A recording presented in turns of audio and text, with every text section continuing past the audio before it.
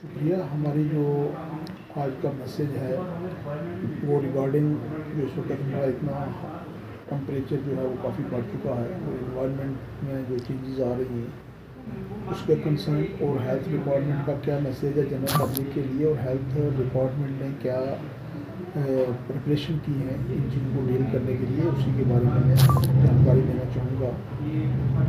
तो जैसा कि आपको पता है कि इस साल समर सीज़न स्टार्ट होने से पहले ही गवर्नमेंट ऑफ इंडिया मुताबिक थी कि एक्सपेक्टेड है कि हमारी गर्मियाँ बहुत ज़्यादा होंगी, टेम्परेचर काफ़ी हाई होगा और इन्वायरमेंटल चेंजेस जो हैं जिसमें क्लाइमेट चेंज खासकर ये हमने रेनफॉल, विंड्स, स्टॉर्म्स, इस किस्म की चीज़ें ज़्यादा होंगी।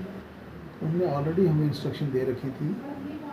एज सच एवरी डिपार्टमेंट जो था उसके लिए अपने अपने गाइडलाइंस SOPs इशू हुई थी और हमारे हेल्थ डिपार्टमेंट के लिए भी जो SOPs इशू हुई थी उन तकरीबन हमने मार्च से ही काम करना शुरू कर लिया था। तो देखते देखते यूँ ही ये हमारी गर्मी का मौसम स्टार्ट हुआ है।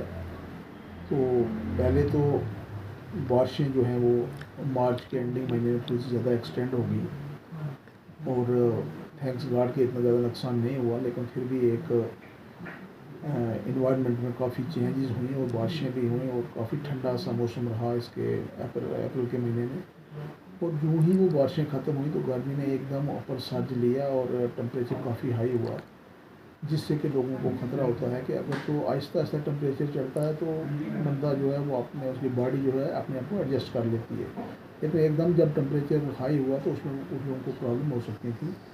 उसके लिए हमें गाइडलाइन आई थी हेल्थ डिपार्टमेंट को कि नंबर 1 फर्स्ट ऑफ ऑल आप डिस्ट्रिक्ट लेवल पर एक सेल बनाएं जो कि इस चीज़ को डील करेगा। ये जितने भी हेल्थ रिलेटेड प्रॉब्लम होंगी बिल्कुल इनको कहते हैं हीट रिलेटेड इलनेसेस। तो उसके लिए जो हमारा गाइडलाइन आई थी कि डिस्ट्रिक्ट लेवल पे एक आप सेल बनाएं, उसके बाद ब्लॉक लेवल पे जो हमारे तीनों ब्लॉक हैं मेंढर, सुरकोट और मंडी, वहाँ पर एक एक सेल बनाएं और टीमें आइडेंटिफाई करें कि सेल में कौन लोग काम करेंगे। उसके अलावा जो इसका मेन था कि इंफॉर्मेशन जो है सबसे पहले डाटा को बीमारियाँ हैं खासकर 3-4 किस्म की चीज़ें होती हैं। नंबर 1 जो है वो हीट एग्जॉशन, कि ज़्यादा जब गर्मी लगती है तो उसमें बंदा जो है उसको थकान सी महसूस हो जाती है, बॉडी में पेन स्टार्ट हो जाते हैं और बंदे की वर्किंग कैपेसिटी जो है वो कम हो जाती है, वो अनईजी फील करता है। तो वो एक फर्स्ट स्टेज होता है। सेकंड स्टेज जो है वो है हीट हाइपरपारेक्सिया, जिसमें टेम्परेचर उसकी बॉडी का बहुत ज़्यादा बढ़ जाता है और ये जो बॉडी की पहली चीज़ें मैंने कहा हीट एग्जॉशन में वो थोड़ी सी और ज़्यादा एग्जाजरेट होती हैं और इंसान जो है वो काम करने के काबिल नहीं रहता और वो अपने आप ही कुछ वक्त परेशानी जब गल्ब होती है तो वो कहीं ना कहीं जाके आगे बेहोशी की सूरत में जाता है। तो सेकंड स्टेज वो होता है। और थर्ड स्टेज जो है वो हीट स्ट्रोक, जैसे फुल फ्लैज स्ट्रोक होता है, आम लोग फालज का अटैक कहते हैं, इस तरीके से बंदा टोटली बेहोश हो जाएगा और उसका जिस्म का कोई ना कोई सा नकारा करना शुरू हो जाएगा और बिलखसूस जो उसका ब्रेन के फंक्शन है वो डिस्टर्ब हो जाएंगे।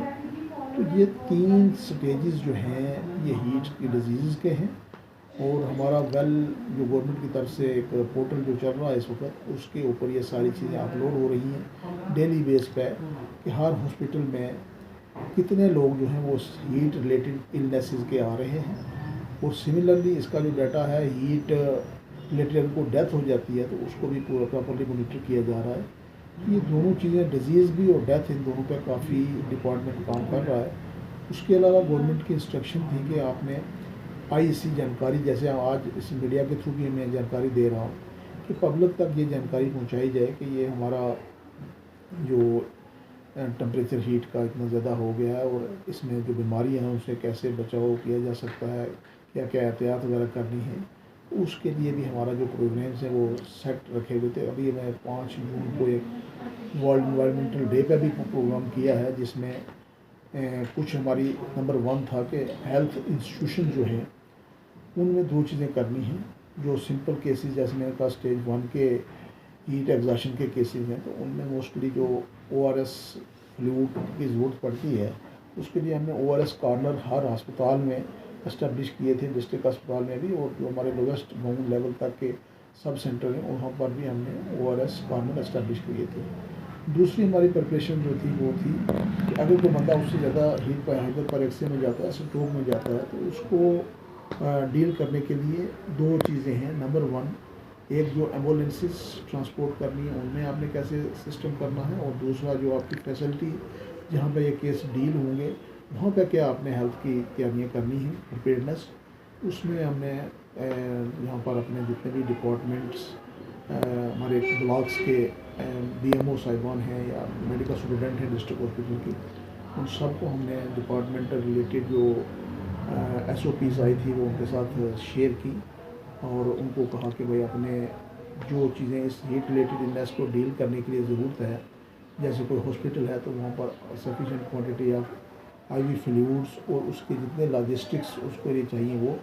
इसी तरह अगर हाइपरपेरेक्सिया तो उसमें फीवर में क्या चीज़ उसको देनी है, ये चीज़ें जो हैं इन सब को के लिए तैयारी की गई। उसके बाद एम्बुलेंसेस में भी हमने कोशिश की कि भाई वहाँ पर भी अगर कोई बंदा ऐसा ट्रांसपोर्ट किया जाता तो उसको कैसे ट्रांसपोर्ट करना, उनको इंस्ट्रक्शन दी, वो सारे स्टाफ को ओरिएंटेशन दी।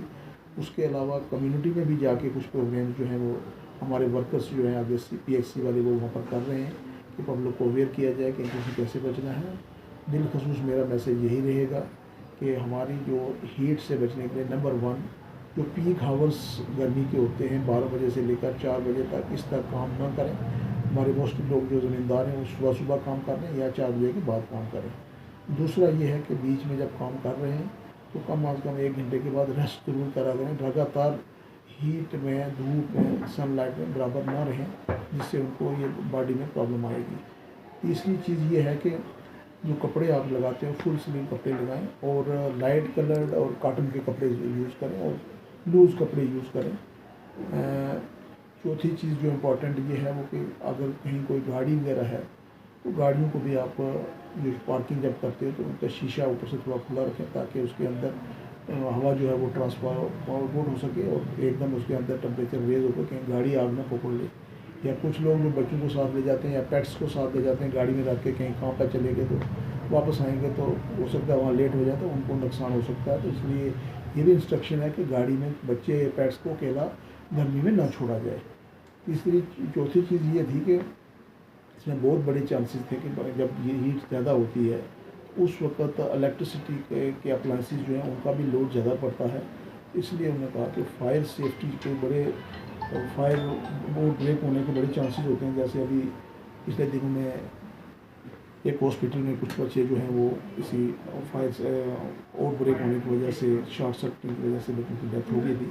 इसलिए इंस्ट्रक्शन पहले आ चुकी थी कि आप जितने अपने अस्पताल हैं, बिल्कुल बड़े हॉस्पिटल जैसे डिस्ट्रिक्ट हॉस्पिटल है, प्राइमरी कम्युनिटी हेल्थ सेंटर्स हैं, वहाँ पर फायर ऑडिट करवाएं, फायर ड्रिल कराएं। वो सारी एक्टिविटी हमने पिछले 2 हफ्ते से किए जा रहे हैं। और ये चीज़ें सारी जो हैं इनमें एहतियात रखें। तो उसके बाद अब अननेसेसरी अपने जो बिजली के पीछे ट्रांसफार्मर हैं या उनके जो UPS हैं, इन पर ज़्यादा अननेसेसरी लोड ना डाला जाए। कोशिश करें कि लोड अपना लोड ऑडिट करवा लें, भाई उसका लोड ज़्यादा नहीं है। ये चंद एहतियात करने के लूज लीकेज वायर लीकेज छोड़, जिनसे कोई कहीं ना कहीं फायर इंसिडेंट हो सकता है, जिससे लोगों की जान ज़ाया हो सकती है। तो ये सारी प्रिपेयर्डनेस हॉस्पिटल की, एम्बुलेंसेस की, डिपार्टमेंटल गाइडलाइंस और बिलखसूस इसकी सर्विलेंस हो रहा है कि डिजीज़ के हीट रिलेटेड केसेस कितने हो रहे हैं। और उनको डेथ है तो अभी तो डेथ हमारे इस डिस्ट्रिक्ट में कोई नहीं हुई इस किस्म की।